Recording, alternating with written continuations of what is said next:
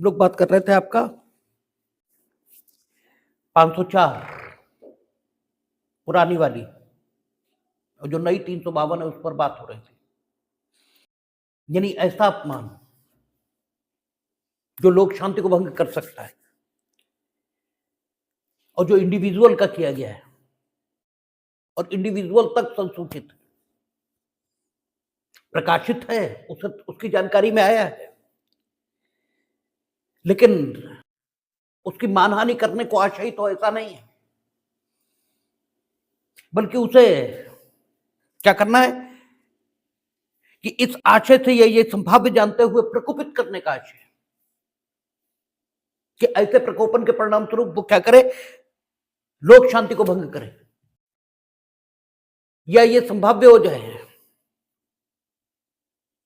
कि उसके द्वारा लोक शांति भंग की जा सकती है और यहां ऑब्जेक्टिव दृष्टिकोण अपनाया जाएगा। यहां ये नहीं देखा जाएगा कि क्या वाकई उस अपमानजनक वक्तव्य के बाद भी संबंधित व्यक्ति ने लोक शांति भंग की या नहीं की, इससे मतलब नहीं होता। मतलब आपके आशय से होता है। संबंधित व्यक्ति समझदार हो सकता है, इसलिए न्यायालय का दृष्टिकोण हमेशा ऑब्जेक्टिव होगा और ऑब्जेक्टिव दृष्टिकोण से वो ये सोचे कि जो कुछ आपने कहा, अगर सामने वाले की जगह कोई सामान्य बुद्धि का मनुष्य होता तो वो उस कहे गए का क्या अर्थ लेता। फैसला हमेशा इस दृष्टिकोण से होता है और इसी तल पर होता है। समाज के लोग हमेशा परिणाम की ओर देखते हैं और कानून का आदमी हमेशा आशय की ओर देखता है। परिणामों का क्या है, वो तो कुछ भी हो सकता है। आप कुछ भी करने का प्रयत्न करोगे और कुछ भी नहीं होगा,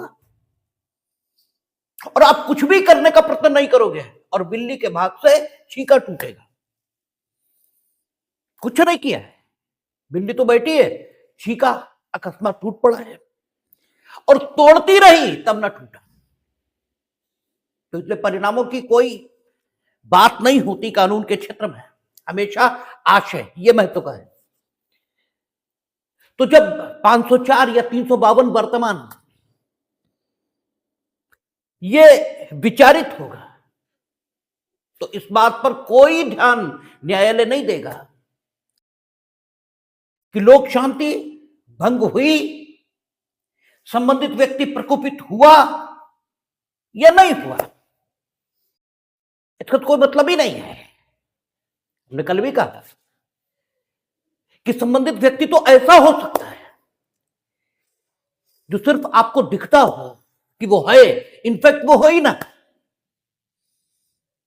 ठीक है ना, वो हो ही ना, ऐसी भी स्थितियां हो सकती। क्योंकि हमने कल कहा था कि जो महापुरुष कहे गए, प्रोफेट्स कहे गए, वो सब होते हुए भी नहीं थे, क्योंकि वो ये अनुभव करते थे कि हम तो इसी अस्तित्व के हिस्से हैं। जो कुछ पेड़ में है वही हम में है, जो कुछ हम में है वही अन्यों में है, और इसीलिए वो ये अनुभव कर पाते थे। ये कहते ना कि कृष्ण ने एक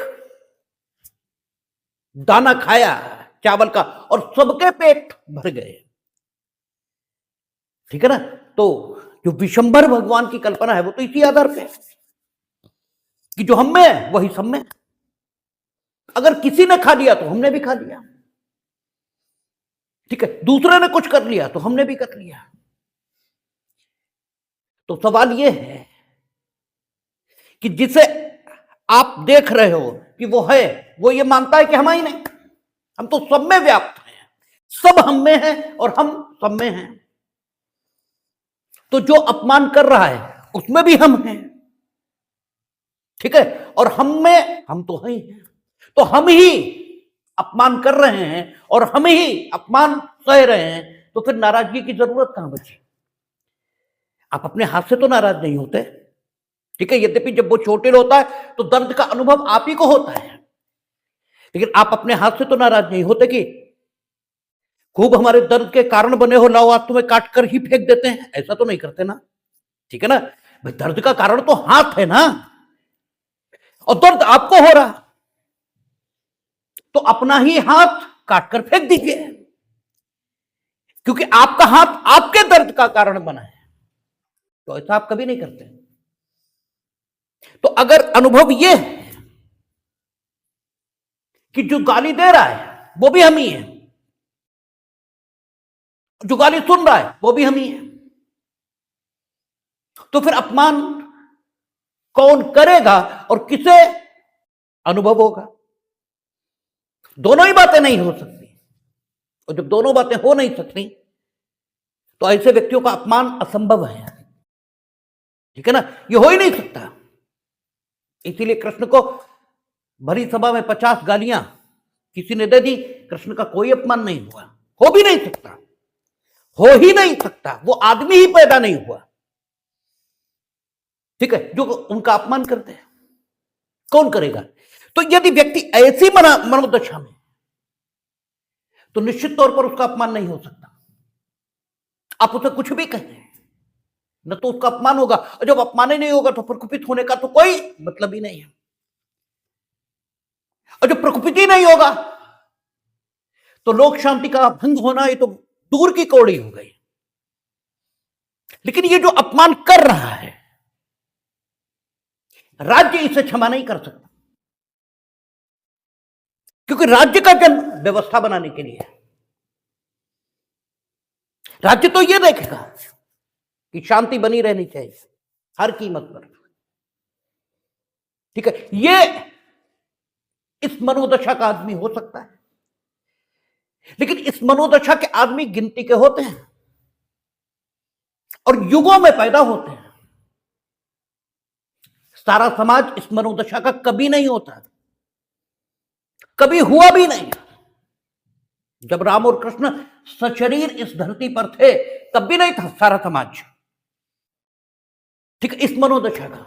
अगर होता तो रावण से उन्हें युद्ध नहीं करना पड़ता, ठीक है। कैकेयी स्वयं उनकी मां है, फिर भी उस मनोदशा की नहीं है, ठीक है, वो उन्हीं के साथ रह रही है, फिर भी उस मनोदशा की नहीं है, ठीक है। कंस कृष्ण का सगा मामा है, लेकिन उस मनोदशा का नहीं है, ठीक है। तो सब समाज में कभी भी इस मनोदशा के नहीं होंगे, युगों में लोग ऐसी मनोदशा के पैदा होते हैं, कोई कभी बहुत प्रयासों से ऐसी मनोदशा को उपलब्ध होता है। इसलिए राज्य व्यवस्था बनाएगा, और जब वो व्यवस्था बनाएगा तो वो ऑब्जेक्टिव पॉइंट ऑफ व्यू रखेगा, वो इस दृष्टिकोण से विचार करेगा कि आपने जो कुछ किया, क्या वो एक सामान्य बुद्धि के मनुष्य को अपमान अनुभव करा सकता था? इसकी जगह जिसका अपमान आपने किया कोई और होता, तब स्थिति क्या होती? वो सब्जेक्टिव विश्लेषण नहीं करेगा कि इस व्यक्ति ने तुम्हारे शब्दों के प्रति क्या व्यवहार किया, इससे उसको कोई मतलब नहीं। सैद्धांतिक विश्लेषण होगा कि इसकी जगह कोई और होता तब क्या होता। और अगर वो ये पाता है कि शब्द ऐसे हैं और ऐसी परिस्थितियों में बोले गए हैं कि निश्चित रूप से इसकी जगह कोई और होता, तो उन शब्दों का उन परिस्थितियों की मौजूदगी में वो वही अपमानजनक अर्थ लेता है, ठीक है। जो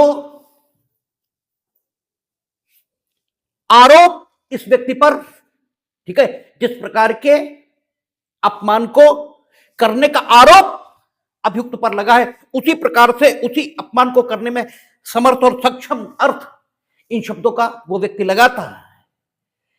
तो न्यायालय ये मानेगा कि आपने जो शब्द बोले वो इसे प्रकुपित कर पाए या नहीं कर पाए, फिर भी आप अपराध के दोषी हो, यानी वांछित परिणाम आया या नहीं आया, इससे कोई लेना देना नहीं। ठीक है, तो यहां अपमान साशय है, इस प्रकार से है कि व्यक्ति को प्रकोपन दिया जाए और प्रकोपन देकर या तो उससे लोक शांति को भंग करा लेना आशयित है, यह स्वयं व्यक्ति की जानकारी है ऐसी, अर्थात उसके पास विश्वास करने का कारण उपलब्ध है कि उसके द्वारा बोले जा रहे शब्द ऐसे हैं कि जिनसे लोक शांति भंग हो सकती है।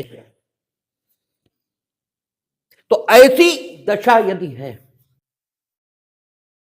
तो जो अपराध हुआ वो 352 के अंतर्गत है, और ये मानहानि जैसा है, मानहानि नहीं है लेकिन मानहानि जैसा है। ठीक है, तो इस अपराध को जो दंडित करते हैं, हम कहां दंडित करते हैं? 352 में, और सजा कितनी दी जाएगी? 2 साल, 2 वर्ष तक का कारावास या जुर्माना, ये दोनों से दंडित किया जाएगा। और देखिए, शब्द अपने में कुछ भी नहीं है। ठीक है, शब्द स्वयं कोई उत्तर नहीं बन सकता। ठीक है, शब्द तो कुछ होता ही नहीं, शब्द जो परिस्थितियों में होता है तभी वो कोई परिणाम दे सकता है।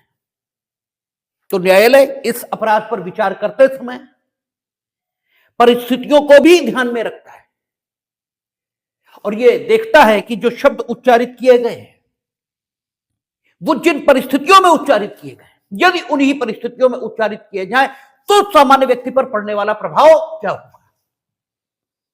यदि वो उत्तर आता है कि सामान्य व्यक्ति प्रकुपित होगा और प्रकुपित होकर लोक शांति को भंग करेगा,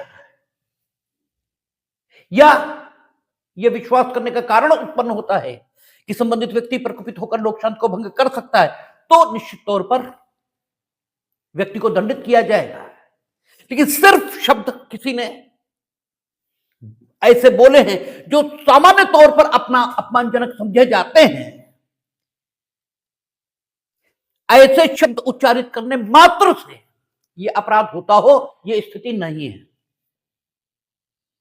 ठीक है, आम व्यक्ति और कानून के आदमी में यही फर्क होता है।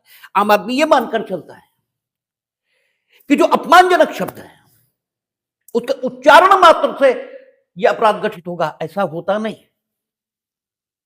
क्योंकि जो सामान्य तौर पर अपमानजनक शब्द बोले जाते हैं वो भी विशेष स्थितियों की मौजूदगी के कारण संबंधित व्यक्तियों में परिहास का आधार बनते हैं, न कि नाराजगी का। ठीक है, जब दो व्यक्ति विशेष रिश्तों में संबंधित होते हैं तो उनके बीच होने वाली वार्ता, ठीक है, उन शब्दों में भी हो जो सामान्य तौर पर अपमानजनक समझे जाते हैं, फिर भी वे उन व्यक्तियों के बीच अपमानजनक नहीं बल्कि हास और परिहास इसके आधार माने जाते हैं। ठीक है, उदाहरण के तौर पर आप मित्रों के बीच होने वाली बातचीत ये देख सकते हैं, तो कई बार वो गाली गलौज की लैंग्वेज में भी होती है लेकिन फिर भी वो अपमानजनक नहीं है। तो परिस्थितियों का महत्व है, परिस्थिति शब्द को अर्थ भी देती है। हमने कहा था कल भी कि शब्द की व्याख्या के दो तरीके हैं, एक परिस्थितियां जिनमें वो प्रयुक्त हुआ है उनके मुताबिक उसका अर्थ निकालना, और एक स्वयं शब्द का विश्लेषण करके उसका अर्थ निकालना, और दोनों तरीके कानून में उपयोग होते हैं। ठीक है, प्रयोग के आधार पर जब हम अर्थ निकालते हैं तो सजाती का नियम लगाते हैं, हार्मोनियस कंस्ट्रक्शन करते हैं। ठीक है, संदर्भ पूरा लेते हैं कि एक्ट इसलिए बना, यह उद्देश्य है एक्ट बनने का, और जब इसलिए एक्ट बना तो इस संदर्भ में यह अर्थ एप्रोप्रिएट लगेगा और उस अर्थ को ले लेते हैं। तो कानून में दोनों तरीके हैं, और जब लिटरल इंटरप्रिटेशन करते हैं, हम शाब्दिक अर्थान्वयन करते हैं, तो स्वयं शब्द का विश्लेषण करते हैं और अर्थ निकालते हैं। ठीक है, हमें तो बड़ा हंसी आती है, गाली तो हम खा ही रहे हैं। ठीक है, तो कुछ लिख रहे हैं, कुछ सुप्रीम कोर्ट के वकील साहब ने ये कहा, तो सुप्रीम कोर्ट के वकील साहब ने कहा तो क्या पत्थर की लकीर हो गई। और फिर ये कोई जिद नहीं है भाई, हमारी बात सिर्फ इतनी है कि क्या गलत है ये बताइए, जो गलत हो वो बताइए, और यदि कुछ गलत नहीं तो फिर स्वीकार होना चाहिए, और यदि गलत है तो बताइए।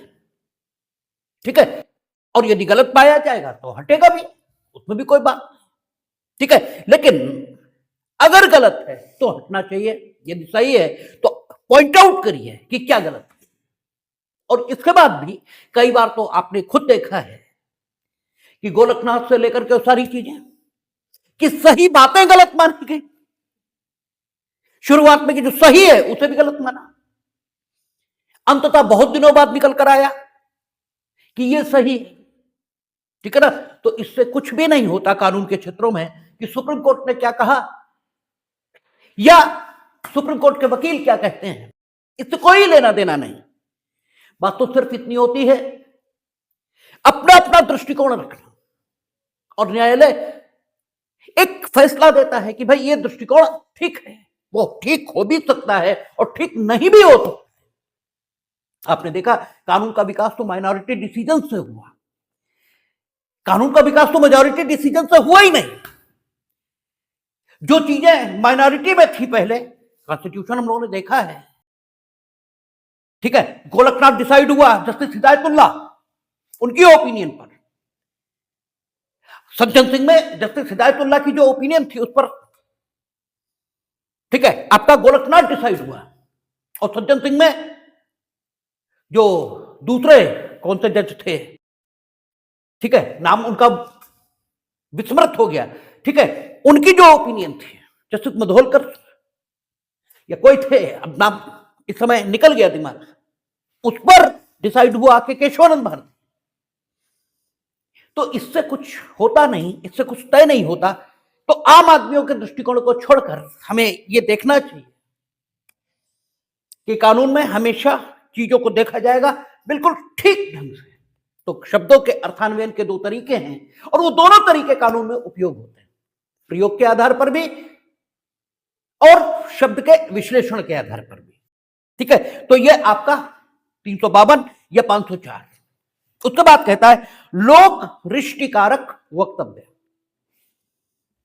जो कोई इलेक्ट्रॉनिक साधन के माध्यम सहित किसी कथन, मिथ्या जानकारी, जनश्रुति या रिपोर्ट को, ठीक है, कहता है इलेक्ट्रॉनिक साधन के माध्यम सहित किसी भी, ठीक है, whoever makes publishes or circulate, Hindi में फिर गलत लिख रखा है उन्होंने, ठीक है, कहता है कि यहां हिंदी में केवल उन्होंने लिख रखा है, मतलब कुछ लिख ही नहीं रखा। अच्छा, नीचे लाए हैं, रचेगा प्रकाशित करेगा, ये नीचे लाए, इंग्लिश में ऊपर ही है। ठीक है, कहता whoever makes publishes or circulate, ठीक है, या तो रचता है, मेक्स माने रचता है, या परिचालित करता है, सर्कुलेट करता है, ठीक है, या पब्लिशर और प्रकाशित करता है, दूसरों की जानकारी में लाकर रचता है, प्रकाशित करता है या परिचालित करता है। तीनों कर दो तो बहुत ही अच्छा, मिनिमम एक कर दो तो भी बात बन गई। ठीक है ना, मेक्स, सर्कुलेट और या पब्लिशर्स, ये एक जैसी बात होनी भी चाहिए, क्योंकि जैसे सेक्शन 34 की स्थिति देखें, अनलॉफुल असेंबली की स्थिति देखें,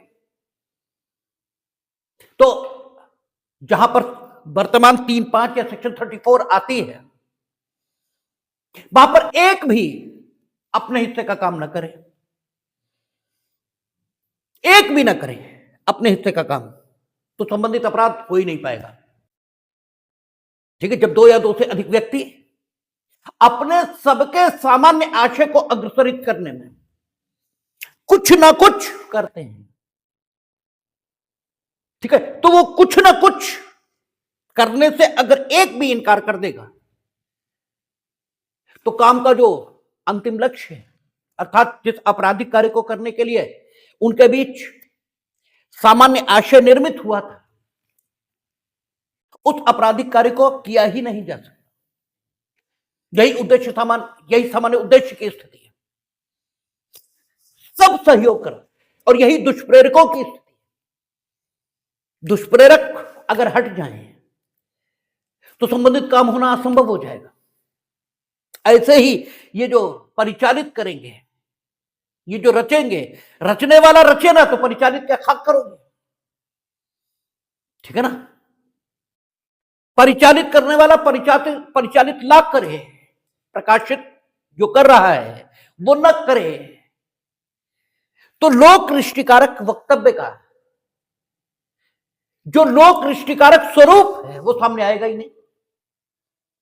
लोक रिष्टिकारक यानी जिससे जनता को नुकसान, क्षति हो सकती है। ठीक है ना? जनता को जिससे क्षति हो सकती है, लोक को जिससे क्षति हो सकती है। लोक की परिभाषा दे रखी है। लोक के अंतर्गत सारी जनता या लोक का कोई वर्ग ये आता है। तो लोक को जिससे रिष्टि हो सकती है, ऐसा वक्तव्य सिर्फ परिचालित हो तो भी एक व्यक्ति तक रहा ना, परिचालन के माध्यम से आपने एक से दूसरे तक पहुंचा दिया, लेकिन प्रकाशित होना ये ज्यादा महत्व की बात है। ठीक है ना? तो क्या किया? अब यह हो सकता है कि परिचालित आपने किया लेकिन प्रकाशित नहीं किया, लेकिन परिचालन से संभावना प्रकाशन की बन गई है। इसलिए कामा लगाकर उन्होंने तीनों बातों को, क्योंकि तीनों संभावना तो खोल ही रही है, ठीक है ना, रिष्टिकारक स्थिति की तीनों संभावना खोलना है, और तीनों एक साथ आ जाए सब तो बहुत है, तब तो ही है भाई। आप बना रहे हैं तभी तो परिचालित होने की संभावना बन रही है, परिचालित आप कर रहे हैं तो प्रकाशित होने की संभावना बन रही है। इसलिए तीनों को अलग अलग और तीनों को एक साथ, ठीक है, अपराध का जन्म देने वाली स्थिति ये स्वीकार किया। उन्होंने कहा whoever makes, publishes or circulate any statement, false information, rumor or report, including through electronic means, with intent to cause or which is likely to cause any officer, soldier, sailor or airman in the Army, Navy or Air Force of India to mutiny or otherwise disregarded or fail in his duty as such, इस आशय से कि जिससे यह संभाव्य हो कि भारत की सेना, नौसेना या वायुसेना का कोई ऑफिसर, सैनिक, नाविक या वायु सैनिक विद्रोह करे या अन्यथा वह अपने उस नाते अपने कर्तव्य की अवहेलना करे या उसके पालन में असफल रहे। ये आप किसी कथन, मिथ्या जानकारी या जनश्रुति या रिपोर्ट, कथन से पहले मिथ्या नहीं लगा है, ठीक है, जनश्रुति से पहले मिथ्या नहीं लगा है, रिपोर्ट से पहले मिथ्या नहीं लगा है। इसका मतलब यह हो कि कथन सच भी हो तो भी उसका प्रस्तुतिकरण का तरीका, इसका मतलब यह हुआ कि यह ऑफेंस प्रस्तुतिकरण को अपराध बना रहा है, और ये ठीक भी है। आज सुबह जब हम अखबार देख रहे थे तो हमारे ध्यान में ये बात आ रही थी कि अगर हमसे कभी कहा जाए, कभी हम लिखेंगे भी इस विषय पर, कि जो इलेक्ट्रॉनिक मीडिया है और जो प्रिंट मीडिया है, इसके बीच बेसिक फर्क है। हम इलेक्ट्रॉनिक मीडिया कतई देखते ही नहीं, कोई न्यूज चैनल नहीं देखते, कुछ नहीं देखते, और इसी वजह से नहीं देखते क्योंकि वहां समाचारों का प्रस्तुतिकरण इतना तनावदायक होता है, वहां समाचार इस ऐसी स्थिति में ऐसे तरह से प्रस्तुत किया जाता है कि आपके अंदर एक प्रकार की उत्तेजना या एक प्रकार का तनाव ये जन्म लेगा। और वही समाचार आप प्रिंट मीडिया में पढ़िए, वही बिल्कुल सेम, वही पढ़िए, तो आपको कोई तनाव नहीं होगा। ठीक है ना? तो समाचार का प्रस्तुतिकरण, ठीक है, ऐसे ही होना चाहिए।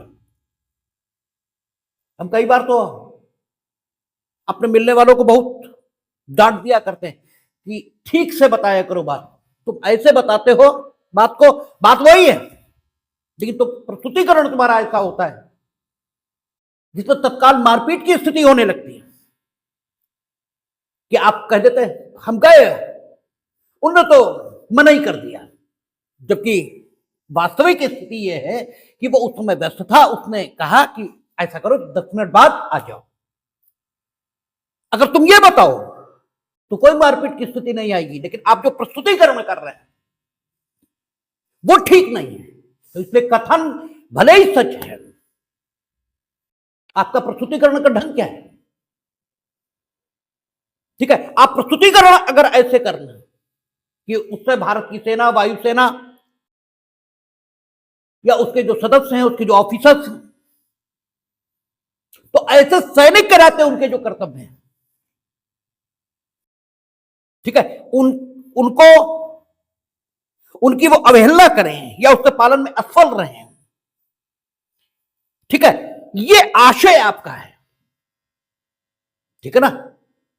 आप मूर्ख हैं ऐसा प्रस्तुतिकरण आपने रख दिया, कोई बात नहीं, ठीक है ना, लेकिन आशय ही यही है, साशय जो कथन सत्य है उसे साशय इस प्रकार रख रहे, जैसे किसान आंदोलन मान लो पंजाब में चल रहा, अरे जहां आंदोलन चल रहा है वही तो लाठीचार्ज होगा। लाठीचार्ज कहां होगा? यहां होगा क्या? यहां तो नहीं होगा। अब आप क्या कह रहे हैं? सिखों को बहुत मारा। अब पंजाब में सिख बहुतायत में है, ठीक है, आप प्रस्तुतिकरण ये दे रहे हैं, कथन सच है, कथन तो सच है, लेकिन उस ढंग से सच नहीं है जिस ढंग से आप बता रहे हो। कथन सच है, इसमें कोई दो मत नहीं। ये मिशीवियसनेस के साथ प्रस्तुत किया गया सत्य कथन है और कानून इसकी इजाजत बिल्कुल, क्योंकि हमने कहा ना, कानून आपकी सारी स्मार्टनेस एक तरफ उतार कर रख देता है। इसलिए कथन से पहले उसने मिथ्या नहीं लगाया। कथन भले ही सच है लेकिन फिर भी आप उसे इस ढंग से प्रस्तुत न करें कि व्यक्ति में एक प्रकार का तनाव यह निर्मित हो। ठीक है ना? और तनाव रहित अवस्था को ही, ठीक है, आनंद की अवस्था यह कहा जाता है, शांति की अवस्था कहा जाता है। प्रसन्नता की स्थिति को आनंद की स्थिति नहीं कहा जाता। प्रसन्नता की स्थिति सुख की स्थिति नहीं कही जाती, क्योंकि प्रसन्नता में भी एक प्रकार का तनाव होता है। ठीक है, और दुख में तो होता ही है। प्रसन्न आप आनंद की स्थिति में उस क्षण होते हैं जब न प्रसन्नता होती है न दुख होता है, दोनों जब एब्सेंट होंगे तभी ठीक है। इसलिए कथन इसे इस प्रकार प्रस्तुत नहीं किया जा सकता, क्या इसे इस प्रकार प्रस्तुत किए जाने की इजाजत ये नहीं मिल सकती, भले ही वो सच है। ठीक है, हमने कई बार आपको उदाहरण दिया होगा कि पत्रकारिता में ये खूब चलता है, सेंसेशनल हेडलाइन बनाना। ठीक है, क्या लिखा कि जवान लड़की की शलवार पर खून के छींटे। अब आपने पढ़ना शुरू किया, बोले वो साइकिल से जा रही थी, चैन उलझ गई उसके जो है और पैर उसका थोड़ा फट गया और शलवार में खून लग गया। अंदर ये लिखा है और हेडलाइन ये है। तो ये जो तरीका है प्रस्तुतिकरण का, ठीक है, यदि इस आशय से किया गया है कि सेना या उसके ऑफिसर्स उस नाते अपने कर्तव्य की अवहेलना करें या, ठीक है, उसके पालन में असफल रहे, चाहे कथन हो, और अगर मिथ्या जानकारी आप प्रकाशित करो तो बात ही अलग है। जनश्रुति, जनश्रुति एक ऐसी चीज है जिसे करने वाला भी कौन है इसकी जानकारी नहीं। उसे जनश्रुति कहते हैं, कथन नहीं है वो। कथन में तो कथनकर्ता की जानकारी है, कौन कह रहा है। जनश्रुति बोले सुना है। अब किसने सुना, किससे सुना, कहां, कुछ नहीं पता, सुना है, सबने सुना ही है, ठीक है ना। तो ये जनश्रुति या रिपोर्ट सही है रिपोर्ट, लेकिन प्रस्तुतिकरण का ढंग क्या है? वो तो इनोसेंट होना चाहिए, निर्दोष होना चाहिए, ठीक है ना। तो अगर आप साक्ष्य इस प्रकार का आशय रखते हुए कि म्यूटिनी हो, विद्रोह, या भारत की सेनाएं अपने कर्तव्य के पालन में असफल रहे हैं, इस आशय को रखते हुए आप कोई कथन, जनश्रुति, मिथ्या जानकारी या रिपोर्ट, ठीक है, किसी भी माध्यम से इंक्लूडिंग इलेक्ट्रॉनिक मींस प्रकाशित, ठीक है, परिचालित या बना रहे हो, रच रहे हो, ठीक है, या फिर अथवा इस आशय से कि जिससे यह संभाव्य हो कि लोक या लोक के किसी भाग को ऐसा भय या संत्रास कारित हो जिससे कोई व्यक्ति राज्य के विरुद्ध या लोक प्रशांति के विरुद्ध अपराध करने के लिए प्रेरित हो। बोले मुसलमानों की तो बहुत मार हुई, बहुत मारा, गिरा गिरा के खूब ढंग से जोड़ा, ये तरीका नहीं, ठीक है ना। अगर किसी किताब का अपमान हुआ है तो भी आपको लिखना चाहिए धार्मिक किताब का अपमान, ठीक है। धार्मिक किताब के संबंध में कुछ किसी व्यक्ति ने थोड़ी अनर्गल बातें बोल दी, एक तरीका यह है, और एक तरीका यह है कि वो फलानी किताब फाड़ कर फेंक दी गई नाली के भी अंदर, एक तरीका यह है, ठीक है ना। तो आप कथन, जनश्रुति, ठीक है, रिपोर्ट या मिथ्या जानकारी, इनमें से कुछ भी ये आशय रखते हुए कि या ये संभाव्य जानते हुए कि लोक या लोक के किसी भाग को उससे भय या संत्रास कारित, ऐसा भय या संत्रास कारित होगा जिससे लोक या लोक का वो भाग राज्य के विरुद्ध या लोक प्रशांति के विरुद्ध अपराध करने के लिए उत्प्रेरित होगा। ताजा मसला तो यूजीसी नियम का ही है, तो इसमें जैसे आपकी सवर्णों को तो निकाल दिया जाएगा, ये हो जाएगा, वो, ये तरीका नहीं है। हम उसमें भी यही कह रहे थे कि भाई आपके पास निरे ऑप्शंस खुले हुए हैं, अगर कोई दिक्कत आ रही है सुप्रीम कोर्ट चले जाइए। अब गए ना आप, आखिर गए ना, ठीक है, तो इतना हंगामा करने की क्या जरूरत, चले जाइए, तय हो जाएगा, सही होगा सही रहेगा, गलत होगा हटेगा। इसमें इतना हंगामा, इसकी जरूरत कहां है, ठीक है। तो अगर आप ऐसा कर रहे हैं, ठीक है, कहता है जिससे संभाव हो कि लोक या लोक के किसी भाग को ऐसा भय या संत्रास कारित हो जिससे वह व्यक्ति राज्य के विरुद्ध, उसने किया कुछ नहीं, आपकी भी राज्य के विरुद्ध अपराध कराने की कोई न तो तैयारी है, न ऐसी चीज है, इसीलिए राज्य के विरुद्ध अपराधों वाले चैप्टर में ये नहीं है। आप तो इस आशय से यह संभाव्य जानते हुए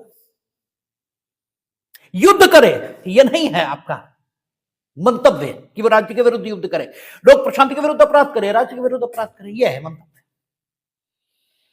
तो ऐसी दशाओं में आप 353 खा, और पहले ही क्या, कितना आपका 508 सबसेक्शन, 508 ही था शायद, ये 508 ही था, ठीक है। अथवा इस आशय से कि जिससे यह संभाव्य हो कि उससे व्यक्तियों का कोई वर्ग या समुदाय किसी दूसरे वर्ग या समुदाय के विरुद्ध अपराध करने के लिए उद्दीप्त किया जाएगा। वर्ग या समुदाय, बोले डॉक्टरों को तो वकील कुछ समझते ही नहीं, वो तो निकलते हैं, जोड़ देते हैं, डर के, ठीक है। या उनका वकीलों के साथ तो डॉक्टर बहुत ही, वो तो इलाज ही करने से इनकार कर देते हैं, ठीक है। कुछ ऐसी बात बोलना, ठीक है, वर्ग या समुदाय, जानबूझ के हमने दूसरे वर्गों और समुदायों का नाम लिया क्योंकि आपके ध्यान में सिर्फ हिंदू मुसलमान ही आते हैं, इसलिए जानबूझकर हमने दूसरे वर्गों का नाम लिया। हो सकता है अन्य भी प्रकार के वर्ग और समुदाय हो सकते हैं, ठीक है, उनको एक दूसरे के विरुद्ध अपराध करने के लिए उद्दीप्त किया जाए। रचेगा, प्रकाशित करेगा, परिचालित करेगा, वह कारावास से जो 3 वर्ष का हो सकेगा या जुर्माने से, या दोनों से दंडित किया जाएगा। और यही काम आप कहां कर रहे हो, ठीक है। सबसेक्शन 3 देखें, 2 छोड़ दिया है हमने, यही काम विशेष स्थान में करना। विशेष स्थान में करने पर इस चीज का प्रभाव और ज्यादा बढ़ेगा। ठीक है, जुम्मे की नमाज में आप कुछ ऐसा बता रहे हो, ठीक है, कहीं कोई कथा हो रही है, उसमें आपने इस ढंग की बात करनी शुरू की। ठीक है, जो कोई उपधारा 2 में विनिर्दिष्ट, अच्छा उपधारा 2 में, 1 में नहीं, ठीक है, कहता जो कोई जनश्रुति या संतरासकारी, अब 2 ही पढ़ रहे हैं, जो कोई जनश्रुति या संतरासकारी समाचार अंतर्विष्ट करने वाले किसी कथन या रिपोर्ट को इस आशय से कि या जिससे यह संभाव्य हो कि विभिन्न धार्मिक, मूलवंशीय, भाषाई या प्रादेशिक समूहों या जातियों या समुदायों के बीच शत्रुता, घृणा या वैमनस्य की भावनाएं धर्म, मूलवंश, जन्म स्थान, निवास स्थान, भाषा, जाति या समुदाय के आधारों पर या अन्य किसी भी आधार पर पैदा या संप्रवर्तित हो, रचेगा, प्रकाशित करेगा या परिचालित करेगा, वह कारावास से जो 3 वर्ष तक का हो सकेगा, जुर्माने से या दोनों से दंडित किया जाएगा। ऊपर जो उन्होंने कहा, ऊपर अलग ढंग की बात है। ऊपर उन्होंने जो कहा है कि म्यूटिनी हो इसके लिए, ठीक है, जो वर्ग और समुदाय एक दूसरे के विरुद्ध अपराध करें, ये कहा, एक दूसरे के विरुद्ध अपराध करने के लिए लगे, या राज्य के विरुद्ध अपराध करें, लोक प्रशांति के विरुद्ध अपराध करें। अब जो आप कथन, जनश्रुति या रिपोर्ट को, ठीक है, क्या कर रहे हैं कि धार्मिक, मूलवंशी, अब अलग ढंग के आधार है, भाषाई या प्रादेशिक समूह, ठीक है, इनके आधार पर जो कोई जनश्रुति या संतरासकारी समाचार अंतर्विष्ट करने वाले किसी कथन या रिपोर्ट को इस आशय से या ये कि संभाव्य हो कि विभिन्न इनके बीच क्या हो, शत्रुता पैदा हो, ठीक है, धार्मिक आधार पर, मूलवंशीय आधार पर, इन आधारों पर शत्रुता पैदा हो, ये एक दूसरे के भी विरुद्ध अपराध करें, ये बात नहीं है, केवल शत्रुता पैदा करना, ठीक है ना, एक दूसरे के विरुद्ध केवल शत्रुता पैदा करना, इन आधारों पर या अन्य किसी भी आधार, वहां ऊपर अपराध की बात है, यहां केवल शत्रुता पैदा कर देना ही पर्याप्त है, इससे अधिक कुछ की जरूरत नहीं है, ठीक है ना। तो आप उतने ही सजा से, जितनी सजा ऊपर है उतनी ही सजा से यहां दंडित किए जाएंगे, यानी अपराध करने के लिए उद्दीप्त करना और कई कम्युनिटीज के बीच घृणा का संप्रवर्तन करना, ये दोनों स्थितियां एक बराबर मानी गई। फिर तीसरा कहता है जो कोई उपधारा 2 में विनिर्दिष्ट अपराध किसी पूजा स्थान या किसी जमाओ में जो धार्मिक पूजा या धार्मिक कार्य में लगा हो, यानी जमाओ धार्मिक पूजा या धार्मिक, ठीक है, कर्म में लगा हो, वह कारावास से जो 5 वर्ष का हो सकेगा, क्योंकि उस समय उपरोक्त प्रकार की भावनाओं को बहुत गंभीरता के साथ उद्दीप्त किया जा सकता है, इसलिए या आपके जो प्रयास और प्रयत्न हैं उनके बेहद खतरनाक और बेहद विभाजनकारी परिणाम ये सामने आ सकते, इसलिए इसको अलग से और अधिक दंड से दंडनीय बनाया गया है, ठीक है ना। आगे कहता है अपवाद, कोई ऐसा कथन, मिथ्या जानकारी, जनश्रुति या रिपोर्ट इस धारा के अर्थ के अंतर्गत अपराध की कोटि में नहीं आती जब उसे रचने वाले, प्रकाशित करने वाले या परिचालित करने वाले व्यक्ति के पास इस विश्वास के लिए युक्त आधार हो कि ऐसा कथन, मिथ्या जानकारी, जनश्रुति या रिपोर्ट सत्य है और वह उसे सद्भाव पूर्वक, ठीक है ना, तथा पूर्वोक्त जैसे किसी आशय के बिना, ठीक है, वही बात जो कही गई आपसे पूर्व में आ गई कि ये पब्लिकेशन का ढंग आपका क्या है, इससे संबंधित है, प्रकाशन का, परिचालन का ढंग आपका क्या है, इससे संबंधित है, क्योंकि उसने कहा आपको सिर्फ इससे मुक्ति नहीं मिल रही है कि आप जो कथन जनश्रुति या रिपोर्ट को प्रकाशित कर रहे थे, परिचालित कर रहे थे या बना रहे थे, वो सत्य थी। सिर्फ इससे मुक्ति नहीं मिल रही, बल्कि आपको सद्भाव पूर्वक, ठीक है, ये विश्वास होना चाहिए, सद्भाव पूर्वक तथा पूर्वोक्त जैसे किसी आशय के बिना आप उसे रचें। आप केवल सद्भाव पूर्वक उसे रच रहे थे, नहीं सम्यक सतर्कता और सम्यक सावधानी बरत रहे थे, इतना भी पर्याप्त नहीं, इतना भी पर्याप्त नहीं है। क्योंकि आपके द्वारा जिस सतर्कता और सावधानी से उसे प्रकाशित, परिचालित या रचा गया है, हो सकता है उतनी सतर्कता और सावधानी पर्याप्त न हो और वो रिपोर्ट अपने विभाजनकारी परिणामों को सामने ले आए। आपने बड़ी सतर्कता के साथ लिखा कि सिर्फ लोक अधिकारियों तक वो बात जाए,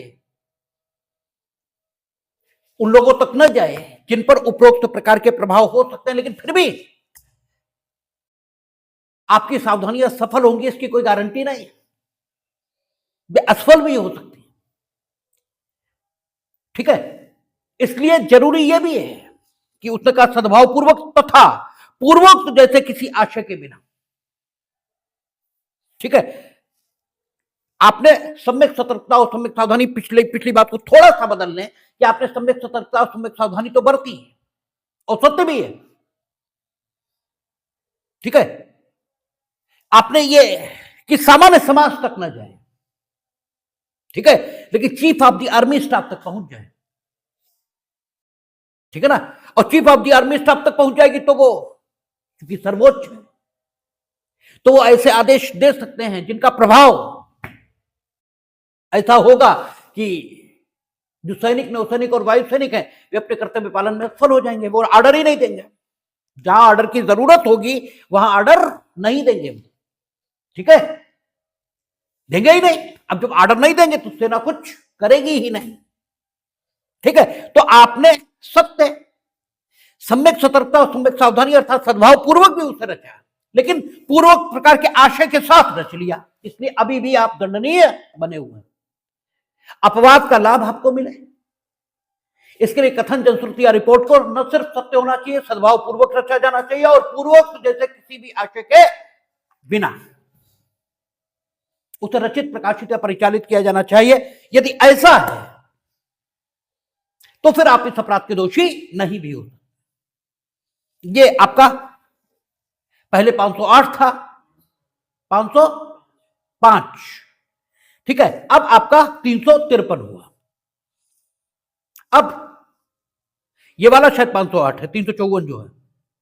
ठीक है, ये 354, 508 कहता है व्यक्ति को यह विश्वास करने के लिए उत्प्रेरित करना कि वह दैवी अप्रसाद का भाजन होगा कराया गया काम। आप ये कह रहे हो, इसका सबसे सटीक उदाहरण यह होता है कि हम तुम्हें, अगर तुमने मेरी ये बात नहीं मानी तो हम भूखे रहकर मर जाएंगे। ठीक है ना, और मेरी हत्या का पाप तुम्हें लगेगा। ठीक है, दंड तो हम खुद को दे रहे हैं। ठीक है, हमने तुम्हारा कुछ किया ही नहीं,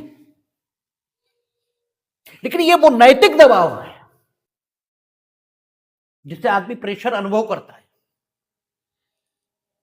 ठीक है, अगर उसे ये विश्वास, आप देखते अक्सर उन्होंने कहा कि सुबह सुबह महाकाल के दर्शन कर लिए, अब 10 जगह फॉरवर्ड अगर न किया तो जाने क्या हो जाएगा। ठीक है, तो इस ढंग के प्रेशर आदमी पर आते हैं। बहुत दृढ़ इच्छा शक्ति के व्यक्ति हैं, उन पर नहीं आते, लेकिन सब उतनी दृढ़ इच्छा शक्ति के व्यक्ति नहीं भी हो सकते और नहीं होते हैं। तो अगर आप इस प्रकार का भय किसी को दिखा रहे हैं कि अगर उसने वो न किया जिसे करने के लिए वैध रूप से आबद्ध नहीं है, या वो करे, ठीक है ना, सॉरी, इसने वो नहीं किया जो वो वैध रूप से करने के लिए आबद्ध नहीं है, यही तो आएगा, ठीक है। या वो, अच्छा, या वो करने का लोभ करे जिसे वो करने के लिए वैध रूप से आबद्ध है। तो आप कुछ ऐसा करेंगे जिसके कारण वो व्यक्ति दैवी अप्रसाद यानी ईश्वरी को इसका शिकार हो जाएगा, और ऐसा डर दिखाकर आप उससे वो करा लेते हैं, ठीक है, जो करने के लिए वैध रूप से आबद्ध नहीं है, या उसे करने का लोभ ये उपाप्त कर लेते हैं जिसे वो करने के लिए वैध रूप से आबद्ध है, तो आप इस धारा के दोषी हो जाते हैं। क्या कहता है, देखें, कहता है जो कोई किसी व्यक्ति को यह विश्वास करने के लिए उत्प्रेरित करके, फिर वही बात है कि वो विश्वास उसे होगा नहीं होगा इससे मतलब नहीं है, आप क्या कर रहे थे इससे मतलब है, ठीक है। जो कोई किसी व्यक्ति को विश्वास करने के लिए उत्प्रेरित करके या उत्प्रेरित करने का प्रयत्न करके, इसीलिए उसमें प्रयत्न को भी है, क्योंकि उत्प्रेरित करके यानी आपने किया और वो उत्प्रेरित हुआ और उसने वो सब कर दिया, तो उत्प्रेरित करके आपने किया, वो उसने कहा चल चूटिया तेरे जन कितने घूमते हैं, ठीक है ना, तो भी आप दोषी हैं, क्योंकि आपने उत्प्रेरित करने का प्रयत्न करके यहां आप आ गए कि यदि वह उस बात को न करेगा जिसे उससे कराना अपराधी का उद्देश्य हो, यदि वह न करेगा जिससे उससे कराना अपराधी का उद्देश्य हो, या यदि वह उस बात को करेगा जिसका उससे लोभ कराना अपराधी का उद्देश्य हो, तो वह या कोई व्यक्ति जिससे वह हितबद्ध है अपराधी के किसी ऐसे कार्य से दैवी अप्रसाद का भाजन हो जाएगा या बना दिया जाएगा, स्वेच्छा उस व्यक्ति से कोई ऐसी बात कराएगा या करवाने का प्रयत्न करेगा जिसे करने के लिए वह वैध रूप से आबद्ध न हो, या किसी ऐसी बात के करने का लोभ करवाएगा या करवाने का प्रयत्न करेगा जिसे करने के लिए वह वैध रूप से हकदार हो, वह दोनों में से किसी बात के कारावास जिसकी अवधि 1 वर्ष तक की हो सकेगी, यह जुर्माने से या दोनों से दंडित किया जाए, ठीक है। आप विश्वास उसे करा रहे हो कि वो काम करो जिसे करवाना अपराधी का उद्देश्य है और जिसे करने के लिए वो वैध रूप से आबद्ध नहीं, या उस काम को करने का लोभ करो जिसका लोभ करवाना अपराधी का उद्देश्य, और वो उसे करने के लिए वैध रूप से आबद्ध, और आप लोभ करवाना आपका उद्देश्य है, और आप कहते हो कि अगर ऐसा नहीं करोगे तो मेरे किसी कार्य के परिणाम स्वरूप, हाँ करेंगे तो हम, लेकिन मेरे किसी कार्य के परिणाम स्वरूप तुम दैवी अप्रसाद के शिकार हो गए। इसका बहुत सरल रूप समझिए, हम तुम्हें शाप दे देंगे अगर तुमने ऐसा न किया, ठीक है। अब समाज में बहुत लोग हो सकते हैं कि तुम चूतिया हो जाओ, दे देना भाग, ये भी कह सकते हैं, लेकिन ऐसे भी लोग हो सकते हैं जो इस सब पर विश्वास भी करें। तो उस स्थिति के लिए यहां पर दंड का प्रावधान किया गया है। दृष्टांत क्या कहता है कि का यह विश्वास कराने के आशय से या के द्वार पर धरना देता है, यह विश्वास कराने के आशय से, धरना कौन दे रहा, या नहीं का, ठीक है, का धरना दे रहा है, किसके दरवाजे पे, या के दरवाजे पे, क्यों दे रहा है, यह विश्वास कराने के आशय से। क्या विश्वास कराने के, कि इस प्रकार धरना देने से वह या को देवी अप्रसाद का भाजन बना रहा है। का ने इस धारा में परिभाषित अपराध किया, ठीक है। आप कह रहे लो हम यही बैठे बैठे प्राण त्याग देंगे, ठीक है, अगर तुमने ये न किया, ठीक है, तो प्राण तो तुम त्यागने की धमकी दे रहे हो, धरना तो तुम दे रहे हो, ठीक है, और मेरे मरने का दायित्व तुम पर होगा। हम यहां, अब सामने वाला घबरा रहा है, तो इस ढंग से आप अपने अवैध उद्देश्यों की पूर्ति न कर सके, व्यक्ति की नैतिक सदाशयता का, उसकी जो नैतिक सच्चरित्रता है, उसका दुरुपयोग ये आप न कर पाए, इसके लिए ये सेक्शन बना। और उसने कहा कि अगर आप ऐसा करेंगे तो 1 साल की सजा मिलेगी आपको। कहता का या को धमकी देता है कि यदि या अमुक कार्य नहीं करेगा तो का अपने बच्चों में से किसी एक का वध ऐसी परिस्थितियों में कर डालेगा जिससे ऐसे वध के करने के परिणाम स्वरूप यह विश्वास किया जाए कि वह दैवी अप्रसाद का भाजन बना दिया गया है। का ने इस धारा में परिभाषित अपराध किया है, अपने बच्चे को मार डालने की धमकी दे रहा है, मारा नहीं है, और उससे कोई काम कराना चाहता है और कहता ऐसी परिस्थितियों में हम अपने बच्चे का वध कर देंगे जिससे तुम दैवी अप्रसाद के भाजन हो जाओगे। बोले मंदिर में ले जाके इसकी बलि चढ़ा देंगे अगर तुम जो है अमुक काम नहीं करोगे, और उसके बलि चढ़ते ही तुम जो है दैवी अप्रसाद के कारण ऐसा ऐसा हो जाएगा। तो हुआ अभी कुछ भी नहीं है, ठीक है, लेकिन यहां पर अब वो कुछ भी ना करे, ठीक है, तो भी इन्होंने इस धारा में परिभाषित अपराध कर दिया और कर दे तो अगर अन्य धाराओं में भी अपराध बन रहे होंगे, उद्दापन वगैरह या कुछ और बन रहा होगा, क्या बन सकता है वो तो तथ्यों में देखा जाएगा, तो वो भी बनेगा और ये भी बनेगा, ठीक है ना। तो आप दैवी अप्रसाद का भाजन बनने का भय दिखाकर अगर किसी से कुछ करवाओगे या करवाने का प्रयत्न करोगे तो इस सेक्शन के अंतर्गत आप दोषी। इसके बाद 355 ये कहता है वो अपराध जो कि पूर्व में कहा था 510, ठीक है, अब ये हो गया 355। पूर्व में ये 510 था, टोटल 511 थे, 510 अपराध ये था। और इसके बारे में प्री में आपसे ये भी पूछ लिया था सबसे कम दंड किस अपराध में प्रोवाइड है, तो वो यही है, सिर्फ 24 घंटे। कहता जो कोई मत्तता की हालत में किसी लोक स्थान में, लोक स्थान आपको कई बार बताया जा चुका है, जहां आम जनता को जाने का अधिकार हो, आम जनता को किन्हीं विशेष शर्तों पर जाने का अधिकार है वो अलग बात, लेकिन जो उन शर्तों की आपूर्ति करे उसे वहां जाने का यदि अधिकार है तो उस स्थान को लोक स्थान ही माना जाएगा, क्योंकि शर्तों की आपूर्ति के लिए कोई विशेष शर्त नहीं लगाई गई है।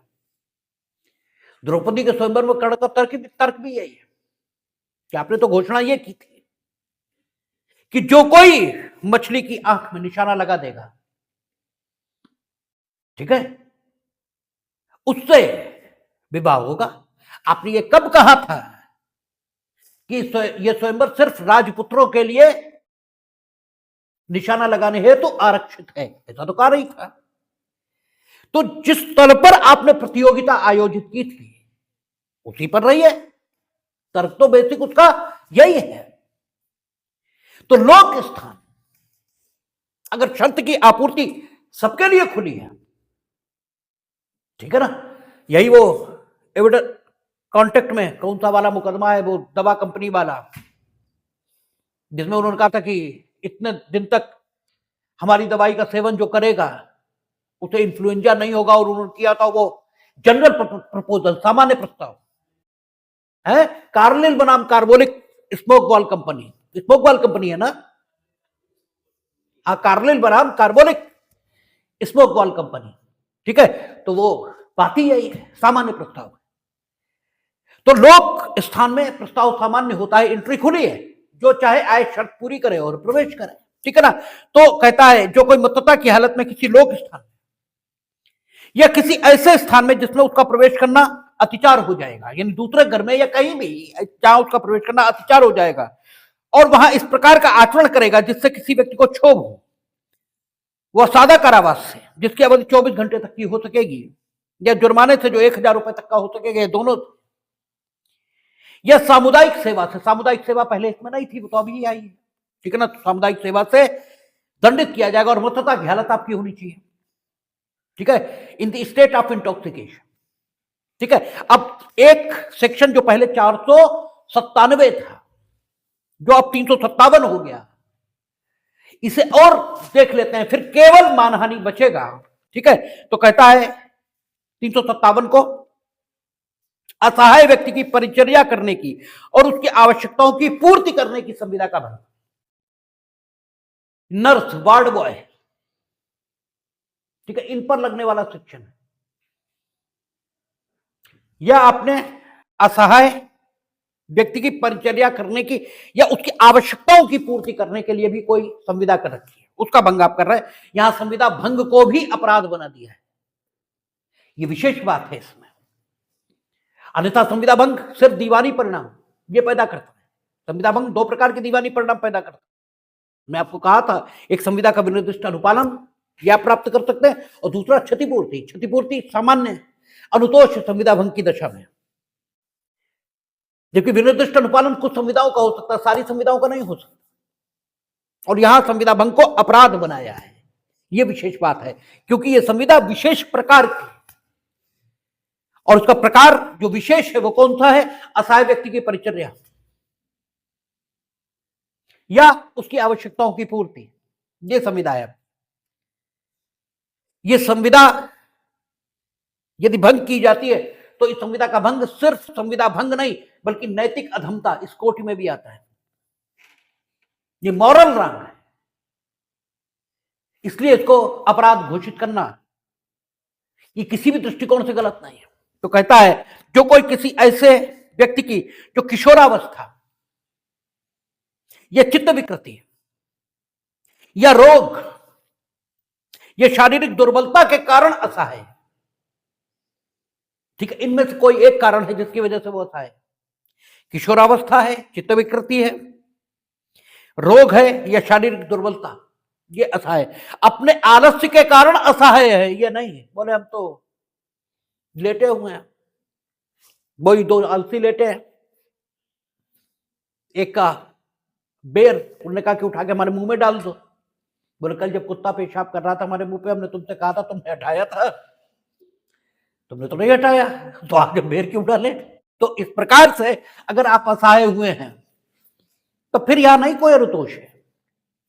उसने कहा कि किशोरावस्था, चित्त विकृति, रोग या शारीरिक दुर्बलता, इसके कारण असहाय है, या अपने निजी क्षेम की व्यवस्था या अपनी निजी आवश्यकताओं की पूर्ति करने के लिए असमर्थ है किसी भी कारण से, अपनी खुद की सुरक्षा स्वयं कर पाने में, ठीक है, या अपनी निजी आवश्यकताओं की पूर्ति किसी भी कारण से स्वयं कर पाने में असमर्थ।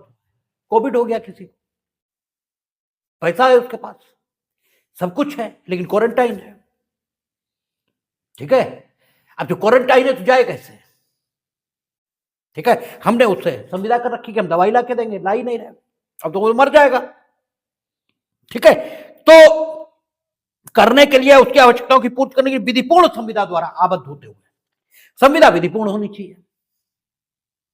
स्वेच्छा ऐसा करने का लोभ करेगा, यह भी जरूरी है। हम लाना चाहते तो कुत्ते ने हमें काट लिया, क्या करते हैं? ठीक है ना, तो फिर हम ला रहे थे तब तो कुत्ते ने काट लिया, क्या करें? ठीक है ना, तो स्वेच्छा ऐसा करने का लोभ करेगा, वह दोनों में से किसी बात के कारावास से, जिसके वजह 3 मास तक की हो सकेगी, या जुर्माने से, या जो 5,000 रुपए तक का हो सकेगा, ये दोनों से दंडित किया जाएगा। ये आपका 357। अब केवल मानहानि बचा, जिस पर ईश्वर चाहेगा तो हम लोग कल बात कर लेंगे और फिर यह समाप्त हो जाएगी, ऐसा माना जाता है।